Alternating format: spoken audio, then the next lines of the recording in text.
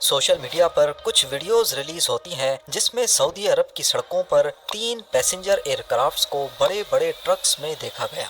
Jeddah کی سڑکوں پر سعودی year lines کے 3 بوئنگ 777 ایئر کرافٹس کو 26 ویلر کے اوپر دیکھ کر لوگوں نے اس کی ویڈیوز بنا کر سوشل میڈیا پر پوسٹ کرنا شروع کر دی۔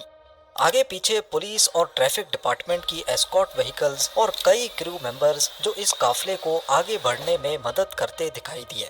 کہیں اس قافلے کی وجہ سے ٹریفک جیمز دیکھے گئے تو کہیں روڈ سائڈ پہ کھڑے لوگ اور بچے حیرانی سے اس منظر کو انجوائے کرنے لگے۔ پہلے تو یہ سمجھا گیا کہ شاید جدہ میں کنگ عبدالعزیز انٹرنیشنل ایئرپورٹ سے ان کو کہیں قریب ہی مینٹیننس یا ڈسپلے کے لیے لے کر جا رہے ہیں، لیکن بعد میں معلوم پڑا کہ 100 میٹر جتنے لمبے ان 3 ٹریلرز کی آخری منزل یہاں سے 850 کلومیٹر دور سعودی کا کیپٹل ریاض ہے۔ جی ہاں، بوئنگ 777 کیا کسی بھی ایئر کرافٹ کو روڈ کے ذریعے 850 کلومیٹر بھیجنے والا سعودی عرب اب دنیا کا پہلا ملک بن چکا ہے۔ اس سے پہلے یہ ریکارڈ 2004 میں یورپ میں بنایا گیا جب ایک کانکورڈ کو ہیتھرو ایئرپورٹ سے اسکاٹ لینڈ کے میوزیم آف فلائٹ تک بھیجا گیا۔ اس سفر میں 643 کلومیٹرز کا فاصلہ طے ہوا تھا۔ لیکن سعودی عرب نے ایک نہیں بلکہ تین بوئنگ 777 کو اتنے لمبے فاصلے تک بھیج کر ایک نیا ورلڈ ریکارڈ بنا لیا ہے۔ صرف ورلڈ ریکارڈ ہی نہیں بلکہ سعودی عرب کا یہ ایک سوچا سمجھا مارکیٹنگ اسٹنٹ تھا جو شاید کافی حد تک کامیاب بھی ہو چکا ہے۔ آئیے اس معاملے کی گہرائی تک جا کر یہ جاننے کی کوشش کرتے ہیں کہ آخر یہ سارا ماجرا کیا ہے۔ زیم ٹی وی کی ویڈیوز میں ایک بار پھر سے خوش آمدید۔ ناظرین، کانوائے میں موجود پہلے ایئر کرافٹ کا رجسٹریشن نمبر HZAKG ہے، جس کے بارے میں ریکارڈز بتاتے ہیں کہ یہ 26 سال پرانا بوئنگ 777 ہے جو 1998 میں سعودی ایئر لائنز کو ڈیلیور کیا گیا تھا۔ 18 سال تک سروس میں رہنے کے بعد اس کو گراؤنڈ کر دیا گیا اور پچھلے 8 سالوں سے یہ جدہ ایئرپورٹ پر ہی کھڑا تھا۔ اسی طرح دوسرے 2 ایئر کرافٹس بھی قریب 18 سال سروس میں رہنے کے بعد پچھلے 7-8 سالوں سے گراؤنڈ تھے۔ ان تینوں ایئر کرافٹس نے اپنی سروس لائف کے دوران 50,000 گھنٹوں تک فلائی کیا ہے۔ سروس لائف کا مطلب ہے کہ جب تک کوئی بھی ایئر کرافٹ اپنے نارمل آپریشنز پرفارم کر رہا ہو اور اس کے بعد بوئنگ 777 کی سروس لائف ختم ہو جاتی ہے، یعنی اس پیریڈ کے بعد مینوفیکچرر اس کو استعمال کرنے سے منع کرتا ہے۔ تو کیا اس پیریڈ کے بعد جہاز ضائع ہو جاتے ہیں؟ نارملی جب بھی ایئر کرافٹس اپنی سروس لائف پوری کر لیتے ہیں تو ان کو ایئر کرافٹ بون یارڈز میں پارک کر دیا جاتا ہے۔ بون یارڈز بہت بڑے میدان کو کہتے ہیں جہاں لمبے عرصے کے لیے ایئر کرافٹس کو اسٹور کیا جائے، خاص طور پر ایسے ایریا میں جہاں ڈرائی یا خشک ریگستان جیسا موسم ہو، اور اس قسم کا ایریا ڈھونڈنے میں سعودی عرب کو کوئی مشکل پیش نہیں آئی ہوگی۔ ایسے کلائمیٹ میں بون یارڈز بنانے کا مقصد وہاں کھڑے ایئر کرافٹس کو زنگ سے بچانا ہوتا ہے، کیونکہ ڈرائی کلائمیٹ میں موئسچر کم ہوتا ہے جو کہ میٹل کے لیے کافی خطرناک ہے۔ بون یارڈز میں پارک کرنے سے پہلے ایئر کرافٹ کے انجنز اور دوسرے سینسیٹیو پارٹس کو سیل کر دیا جاتا ہے تاکہ مٹی، نمی اور ٹیمپریچر چینج سے بچایا جا سکے۔ بے شک یہ ایئر کرافٹس کسی کام میں نہیں آتے، لیکن پھر بھی ان کی پیریوڈک مینٹیننس کرنا لازمی ہوتا ہے، جیسا کہ صاف صفائی۔ سروس لائف ختم ہونے کے بعد بھی ایئر کرافٹس میں کافی ایسے پارٹس ہوتے ہیں جن کی لائف ابھی بھی باقی ہوتی ہے، جیسا کہ انجنز، الیکٹرانکس، لینڈنگ گیئر اور اس کی سیٹس۔ تھوڑی سی مینٹیننس کے بعد ان پارٹس کو بالکل نئے جیسا بنا دیا جاتا ہے۔ یہ تمام پارٹس نکالنے کے بعد بھی پیچھے بچا ڈھانچہ بھی فضول نہیں ہوتا۔ ماڈرن ایئر کرافٹس کا 90% مٹیریل ری سائیکل ہو سکتا ہے۔ ان میں موجود الومینیم، ٹائٹینیم اور اسٹیل وہ میٹلز ہیں جو دوبارہ سے ری سائیکل ہو سکتے ہیں۔ سروس لائف ختم ہونے کے بعد پہلے دیکھا جاتا ہے کہ پلین کی کنڈیشن کیا ہے۔ اگر تھوڑی ریپیئر کے بعد دوبارہ یہ زندہ ہونے کے قابل ہوں تو اکثر کو کارگو پلین میں کنورٹ کر دیا جاتا ہے، یا پھر اگر اس کے پارٹ سے دوبارہ کوئی کام لینا ہو تو وہ بھی پاسبل ہے، جیسا کہ فلائٹ سیمولیٹرز۔ یہ سیمولیٹرز پائلٹس کی ٹریننگ کے کام آتے ہیں اور ان میں سے زیادہ تر کو گراؤنڈ ہوئے پلینز کے کاکپٹ کو کنورٹ کر کے بنایا جاتا ہے۔ ان سب یوزز کے علاوہ گراؤنڈ ہوئے پلینز کو دنیا بھر میں ٹورسٹ اٹریکشن کے لیے استعمال کرنا بھی بہت کامن ہے، جیسا کہ ہوٹلز، کیفیز اور میوزیمز۔ پر یہ ڈیپینڈ کرتا ہے کہ جو ٹورسٹ اٹریکشن کے لیے استعمال کرنا چاہتا ہے وہ ایئر کرافٹ ٹرانسپورٹ کرنے میں کتنا خرچہ برداشت کر سکتا ہے۔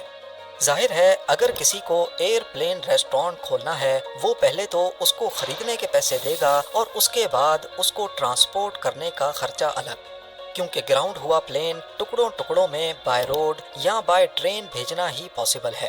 سعودی گورنمنٹ نے بھی ان 3 بوئنگ 777 ایئر کرافٹس کو اسی مقصد کے لیے اتنا دور بھیجنے کا فیصلہ کیا، جس میں 850 کلومیٹر تک ہونے والا ٹرانسپورٹ پہ خرچہ ان کے لیے اتنا میٹر نہیں کرتا۔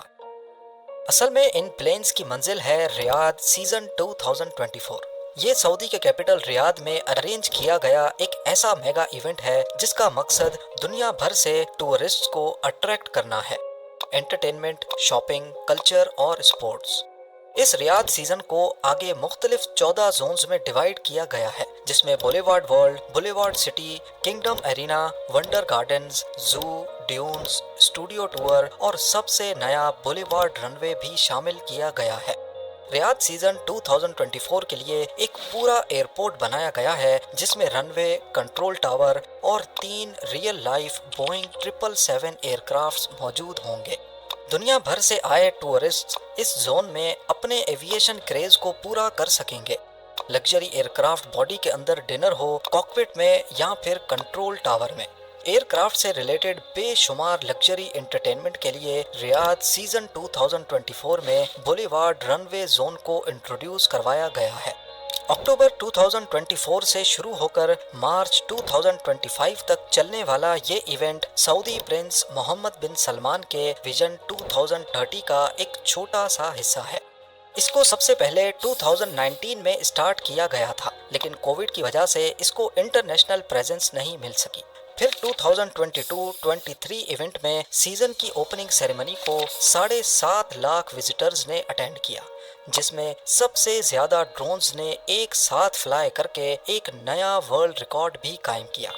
پچھلے سال سعودی 50 لاکھ ٹورسٹ اٹریکٹ کرنے میں کامیاب ہوا اور امید ہے 2024 کا سیزن بھی نیا ریکارڈ بنائے گا۔ 3 بوئنگ 777 کو 850 کلومیٹر تک ٹرانسپورٹ کروانا بھی اصل میں سعودی کا ایک مارکیٹنگ اسٹنٹ سمجھا جا رہا ہے، ایک ایسا مارکیٹنگ اسٹنٹ جو نہ صرف دنیا بھر میں ریاض سیزن 2024 کو فیمس کر رہا ہے بلکہ سعودی کو ایک نیا ورلڈ ریکارڈ بھی دے گیا۔ ان سب باتوں کی وجہ ایک ہی ہے کہ سعودی عرب اب بدل رہا ہے۔ سعودی پرنس محمد بن سلمان کے ویژن 2030 کے تحت ان کو سعودی عرب کی آئل سے ہونے والی کمائی پر سے ڈپینڈنسی ہٹانی ہے۔ پہلے سعودی عرب کے لیے ایسا سوچنا بھی پاسبل نہیں تھا، لیکن اب مڈل ایسٹ میں ہی چھوٹے سے دبئی نے ایسا کر کے دکھایا ہے۔ دبئی نے خود کو ٹورزم اور بزنس کا گڑھ بنا کر تمام مڈل ایسٹ کنٹریز کے ہوش اڑا دیے ہیں۔ جہاں پہلے UAE بھی آئل پہ ڈپینڈنٹ تھا، اب ورلڈ کلاس انفراسٹرکچر اور انٹرٹینمنٹ کی وجہ سے یہ ڈپینڈنسی صرف 5% رہ گئی ہے، اور یہ سب دیکھ کر سعودی عرب بھی اپنے لیے اپرچونٹیز تلاش کر رہا ہے۔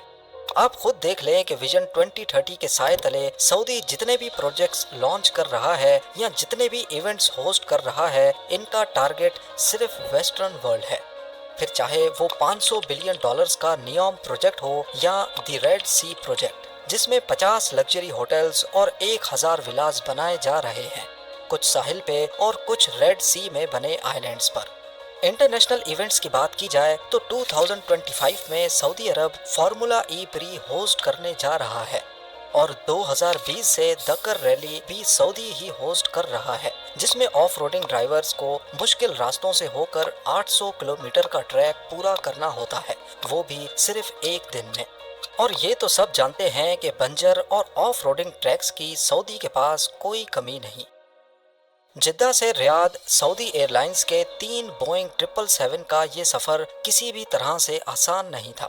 سب سے پہلا ٹاسک تو ایئر کرافٹس کو ٹرانسپورٹ کے لیے تیار کرنا تھا، جس میں پلین کے ونگز اور ٹیل کو نکالا گیا اور پیچھے بچا صرف فیوزلاج۔